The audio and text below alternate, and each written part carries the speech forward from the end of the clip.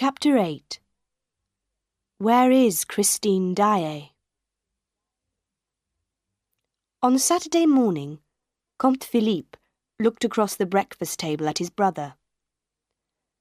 "Don't do it, Raoul, please. All this talk about ghosts and phantoms.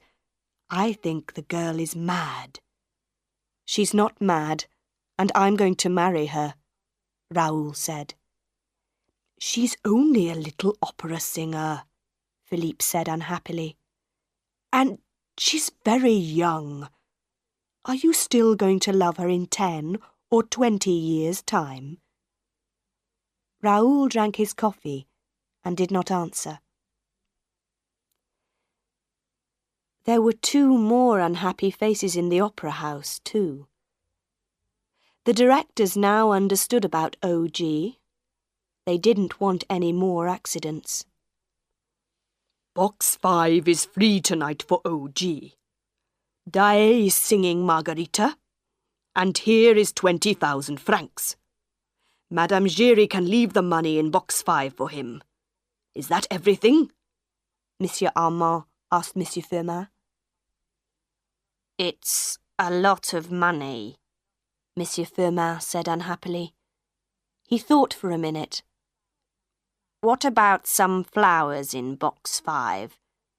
Madame Giry says that O.G. likes flowers." "O.G. can bring his own flowers," shouted Monsieur Armand. The evening began well. The chandelier was now back in place with new ropes. All Paris was in the opera house.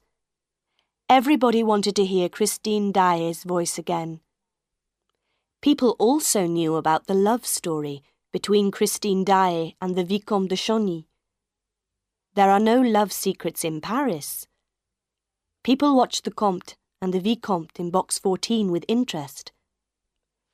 Young men from families like de Chagny do not marry opera singers. When Christine came onto the stage, her face was white and she looked afraid.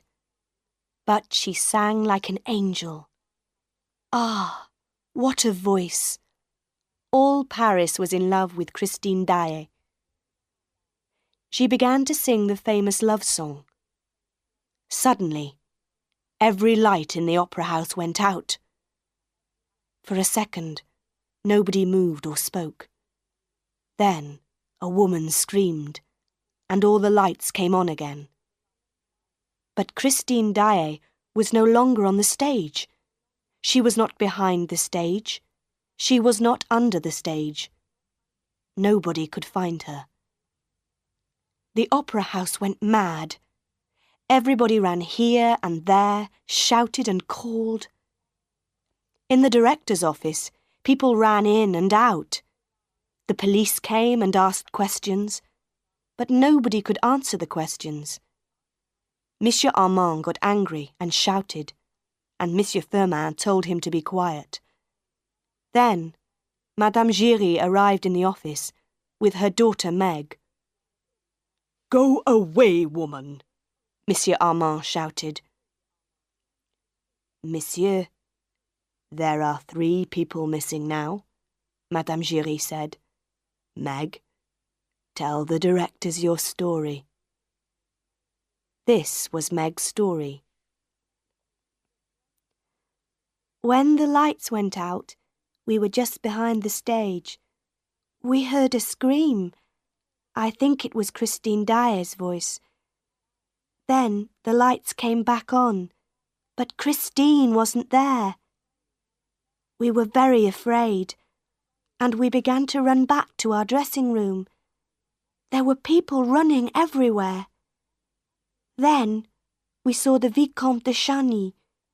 His face was red and he was very angry. 'Where's Christine? Where's Christine?' he shouted.